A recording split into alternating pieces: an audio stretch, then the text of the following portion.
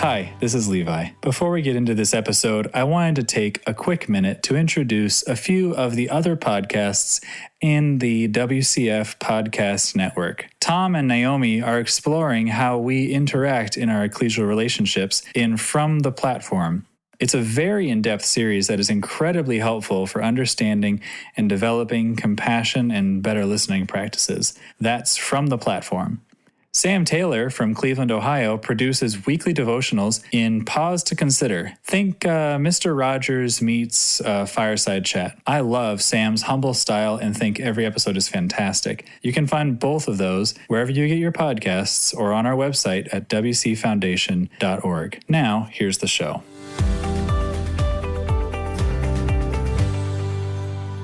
Welcome back to A Little Faith. This is a podcast sponsored by the Williamsburg Christadelphian Foundation. A Little Faith podcast explores both the challenges and hope of living a life of faith. I'm Steve, and I'm here again with Carmel Page, who's going to continue to share some of her storytelling skills with us. We're also going to explore how we can engage an audience and incorporate storytelling into many aspects of our church experience. That's terrific, Carmel. Can you show us another one? Okay, one of my favourite stories is called The Woman Who Stuck Her Neck Out. Once there was a big man with a big head and a short neck, and his name was Nabal. And it was hard for him to turn his head from side to side, but he did not need to, because Nabal had 1,000 goats. He had 3,000 sheep, and he had enough shepherds to do all his work for him. So he could sit in his house and look outside the window, and there, on the hills around about, he saw his men doing his work, and he did not need to look to left or right. But one day, Nabal was there in the marketplace. It was a busy day. There were lots of people around. The hubbub, the shouting of the stallholders, the smell of the fresh bread and the fish, the busyness of selling his wares. And he saw the most beautiful woman walk past, and she turned his head, and he said, I am going to marry her. And if you are the big man who lives in the big house on the hill, you can choose for yourself who you marry. And soon the arrangements were made, and Abigail went to live with Nabal in his house. And she was a good wife. And when she got to this house, she looked about her and she could see what needed to be done. But Nabal did not want a wife to give him instructions. He needed nothing, for he could sit in his chair and look straight ahead at the hills, at his 1,000 goats and 3,000 sheep and his shepherds doing his bidding. And he wanted for nothing else. But one day, as he was looking out across the fields, he saw a great army of men approaching. And he heard that it was David. David, with 600 men, came and encamped in the fields round about on a hilltop across from where he lived. And Nabal was not happy. Nabal did not trust David, and he said to his shepherds, I want you to keep your eyes on him. I want you to come every day and tell me what he does. And each day the shepherds came back in the evening to report to Nabal. And Nabal was in his chair looking out. And they came and stood beside him. Yes, what have you seen? And the shepherds reported, Please, sir, this man David, he is a wonderful man. He never causes us any problems, but he actually helps us to look after your flocks. He helps us to protect them, and he's a man we can trust. Keep watching him. And each day they came back and told him the same. And Nabal was not happy, for he knew it was custom that if someone came and encamped around near you, that you offered them hospitality and you offered them food. And this man, David, he had 600 men with him, 600 mouths, 600 bellies. And he thought, I will just pretend he is not there. And yet all day he sat there looking out, angry that this man was on the hill across from him. Now one day, David said to some of his servants, I want you to go and visit Nabal and tell him that I am here, and we will see if he offers hospitality to us. And so David's servants, they set off from the hill where David was, down into the valley, and up to the house where Nabal lived. And he was sitting in his chair, looking out across the fields, and the men from David came and stood beside him. Yes, what do you want? Please, sir, they said, we are David's men, and he has asked us to come to you. And he asks if you can offer us any food. And I have not heard of this, David. You could be anybody. How do I know who you are? Go away. And those men left. Nabal was pleased with himself. And those men, they went back down into the valley and up to where David was camped. And they explained to David exactly what Nabal had said. And David was so cross. How dare he? How dare he treat me so rudely? Get my sword and get 400 of my men and arm them, and we will go and meet this Nabal. Fortunately, some of the shepherds who had been asked to keep their eye on David, they heard what happened. And the fastest one ran as fast as he could down from that hill into the valley and up to the house where Nabal lived. And he ran straight to Abigail. Please, can I speak to you? And Abigail was busy, but she stopped what she was doing and she turned to the shepherd. Whatever is it? What's the matter? And the shepherd explained that David was coming with 400 soldiers because Nabal had refused them food. And Abigail said, quick, into the kitchen, quick, get that bread, get the flour, get the dried fruit, get that wine, get the lambs and get donkeys, lots of donkeys, and load all this food up onto the donkeys and send it down into the valley towards David, and get one more donkey for me. And so they took her a donkey. Now, if you are wearing a long dress, you cannot ride a donkey except by sitting side saddle. And Abigail sat on that donkey, but she did not look sideways. She looked where she was going. And that donkey set off down from the hill where Nabal lived and into the valley. And she saw David coming. She saw this huge cloud of 400 men descending into the valley, the sun glinting on their swords, and through the ground she could hear the thump, thump, thump of those soldiers marching. She could smell the violence in the air, and on the other side of the hill, David is coming down, and his anger in his heart. And he sees donkeys coming towards him. He says, what is this? Is this some trick that man Nabal is playing on me? And from the last donkey, a young woman alights right before him. And she lays at his feet. A young woman, unprotected. She has no weapon. She has no armour. She has no protection.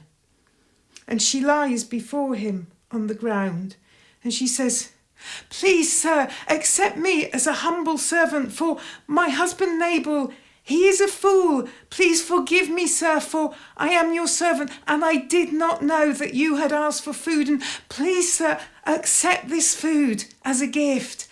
And if you do this thing, and if you do not fight this day, then surely God will bless you." And David stood there on the hill, felt the breeze in his hair. He had his hand on his sword. 400 soldiers just waiting for the command to attack. And on the ground, a young woman. And David was utterly humbled. And he sent his soldiers away, back up the hill. And he stood there looking at this woman. And he said, "If you had not come, I had so much anger in my heart that I would not have stopped until I had slayed every man in Nabal's household. And you have saved me." He realised that he was just fighting over food. And he realised that he had been a fool too. And he thanked this young woman. And he said, "Please, go in peace." And he turned away. And he walked back up to his camp. And Abigail got up and she led the donkey home. But she did not entirely go in peace, for in her heart she knew that she must tell Nabal what she had done, and she knew he would be very angry with her. But she had to tell him. So as soon as she got home, she looked about her to see where he was, and she heard that he was having a banquet to celebrate the fact that he had not shared his food with anybody else. And she opened the door of the banqueting hall and she looked in and she saw that he was very drunken.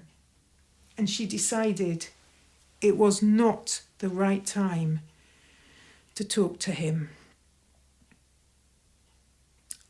The next morning, she knew as soon as she woke, she must go straight to Nabal. She must confess that she had given away so much food. And she went to him first thing. And she told him what she had done. And he was so angry. "How dare you? How dare you? I will..." And in his anger, he collapsed on the ground. He had to be lifted up and laid on his bed.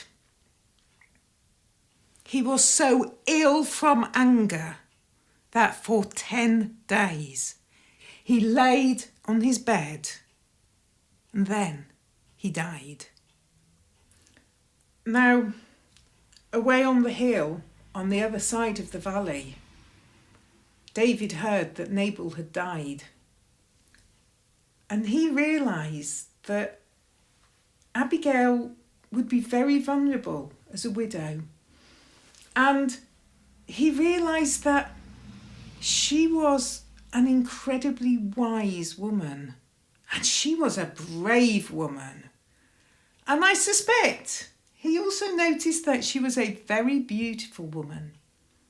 And so for a second time, David sent messengers from his hill into the valley and up to Nabal's house. And the messengers were to ask Abigail if she would marry David. And so for a second time, Abigail called for the donkeys and she loaded them up with her possessions and she took her maidservants with her. And again, she sat side saddle on her donkey. But she did not look sideways. She looked ahead to her future, to her husband. And David came down the hill on the other side. And this time he walked not with anger in his heart, but with love. and the two of them met, and they were married. Now, I wonder if David thought about the fact that Abigail had said to him, she had prophesied and she had said that if you do not fight this day, you will be blessed. I wonder if David just thought about the fact that by marrying Abigail, he was blessed, for he had this wife who was very wise and very brave and very beautiful. In Abigail, he had a wife who, when there was a crisis, was prepared to stick her neck out. Carmel, that's terrific. Brought those stories to life.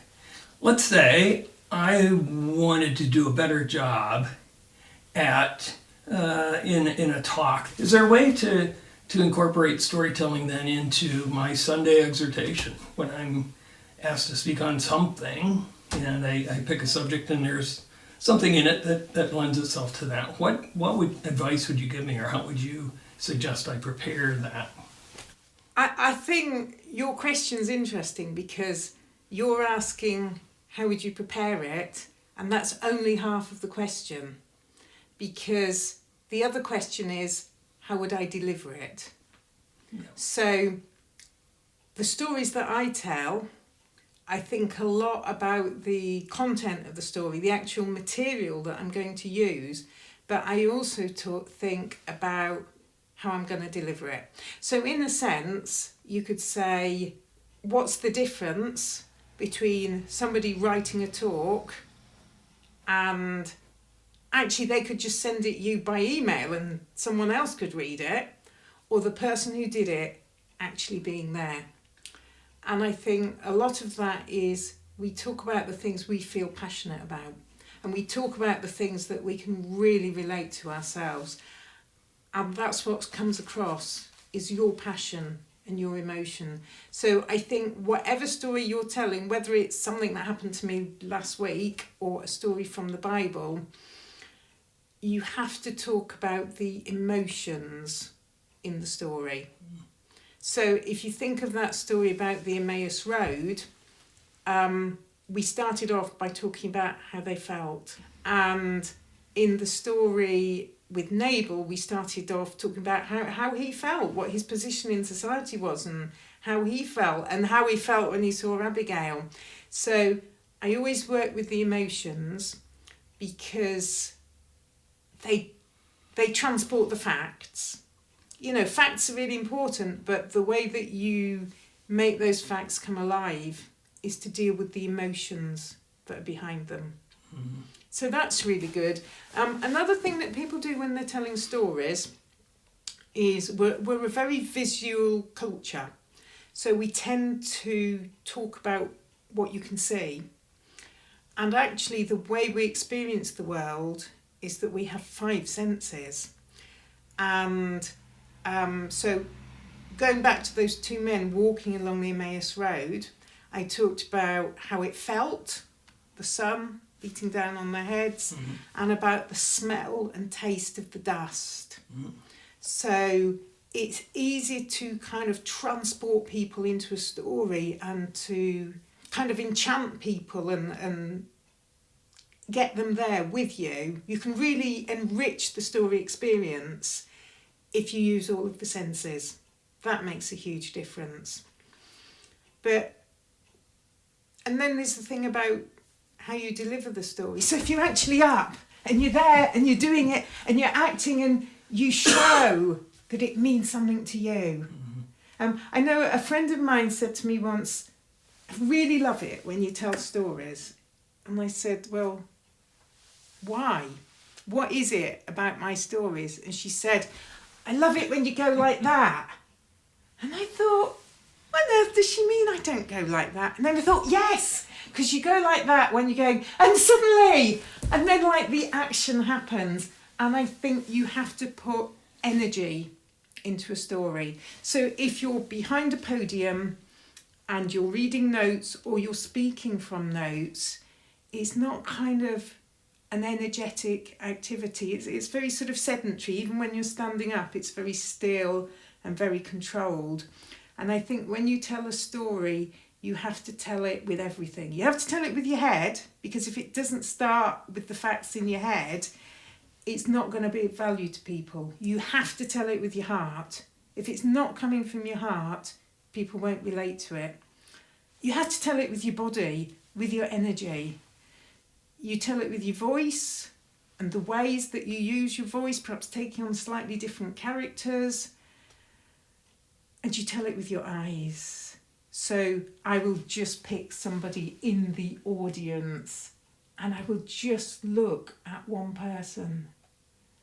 And that actually, everybody sees you better if you do that. And then I'll look at somebody else and just tell the story as if there's just the two of us in the world. And that makes it very personal to everybody. So a lot of the things that you do as a storyteller are actually skills which are not really complex. You know, they're skills that people can learn and can be taught quite easily, but they take practice. They take a lot of practice, and if it's your habit just to read from notes, that's, you know, you've got to work at changing that. It's very different.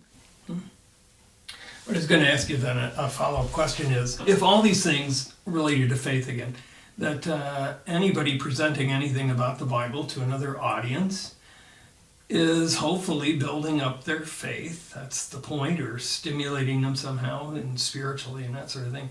So what kind of responsibility should that speaker feel, you know, and that would motivate them to do a better job and to actually incorporate some things like that you've suggested, that you've shown us?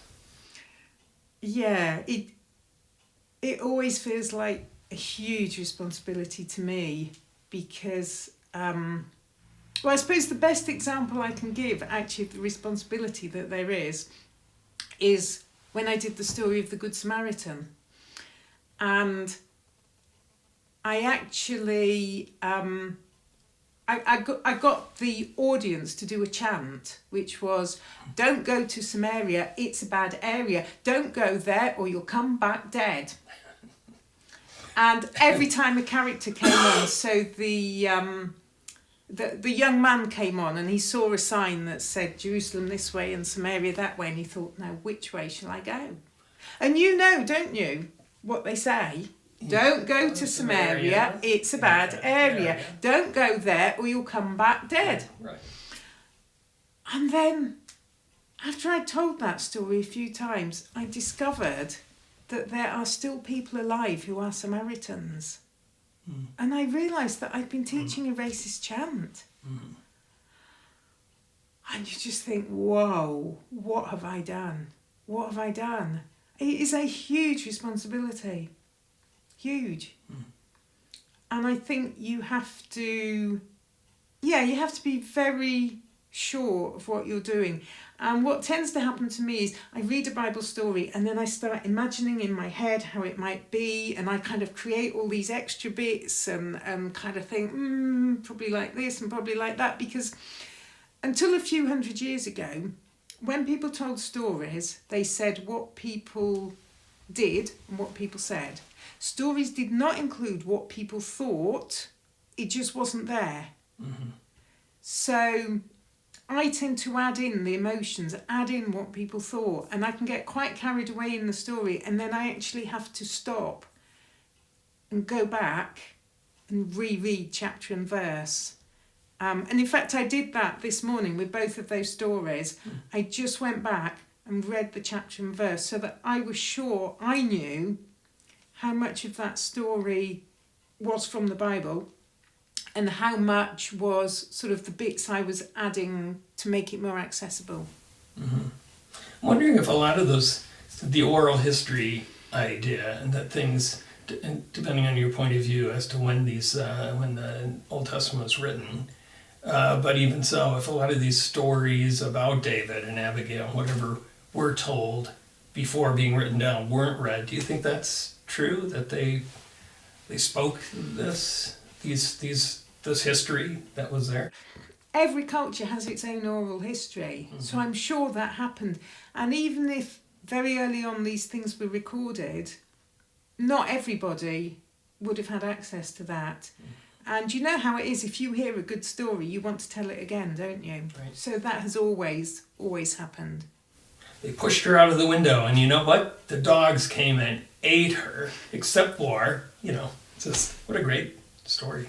Yeah. Fire fell from heaven, consumed everything. What do you think could be done within our community to raise the level of the speaking that's done from the podium? I think training is really important. So I think it's good to kind of be aware of what makes a good talk.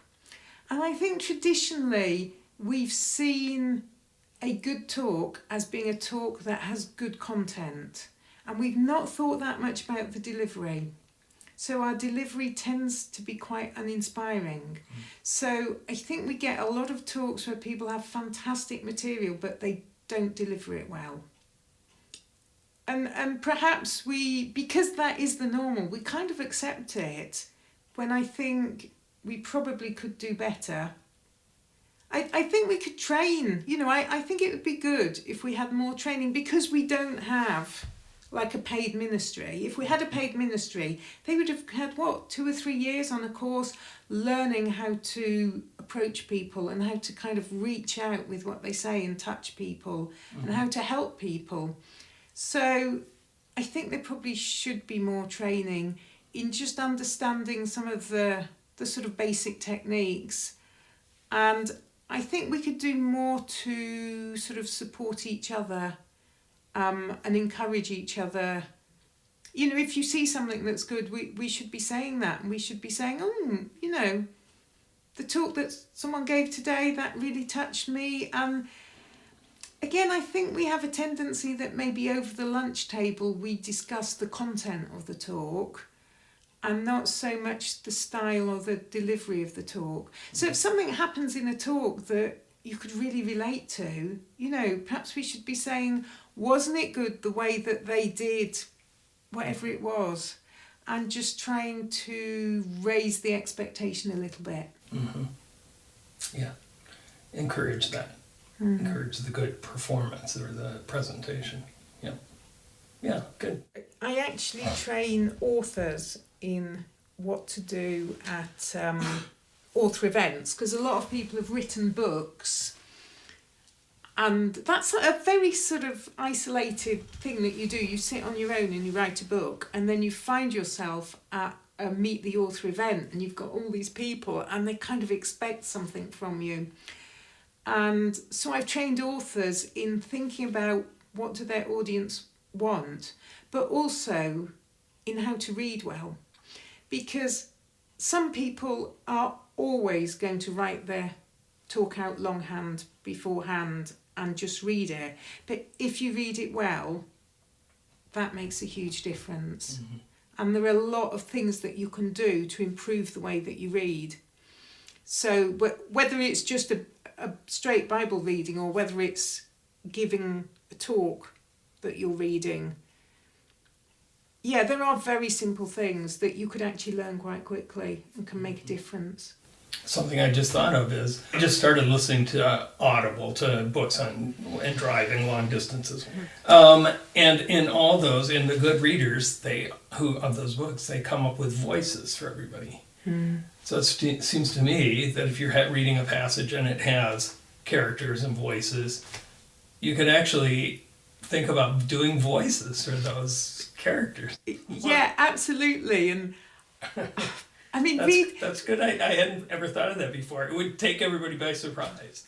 Reading bedtime stories to my children, I always just automatically did that. Mm. And I suppose I just presumed everybody did it.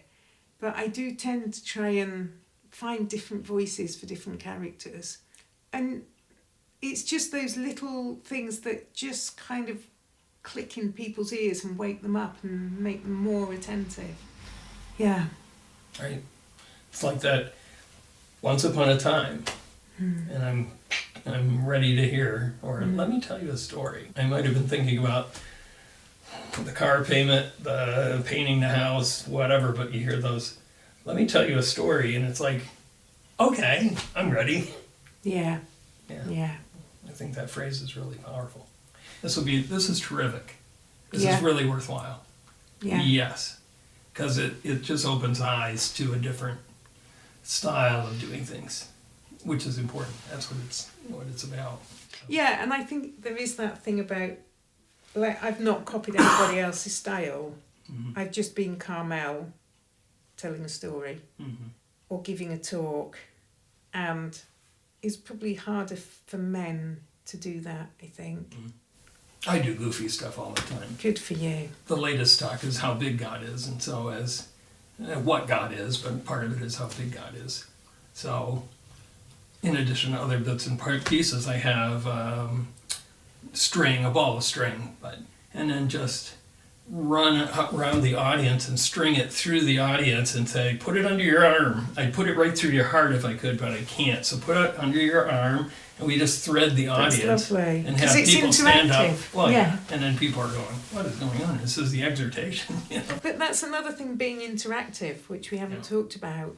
Uh-huh. But is it me giving a talk to you, or is it us doing something together, experiencing something together and working together to create something? And when you're in the audience, if you're asked to contribute in some way, suddenly you're awake, you're alive, you feel part of it. And if that's happened at the beginning of the talk, you kind of presume it might happen again, and therefore you're much more likely to stay awake and focus because you know you might have a job to do. Mm-hmm. Mm-hmm. And it then feels like the church belongs to everybody because you're all contributing. And that's beautiful when that happens.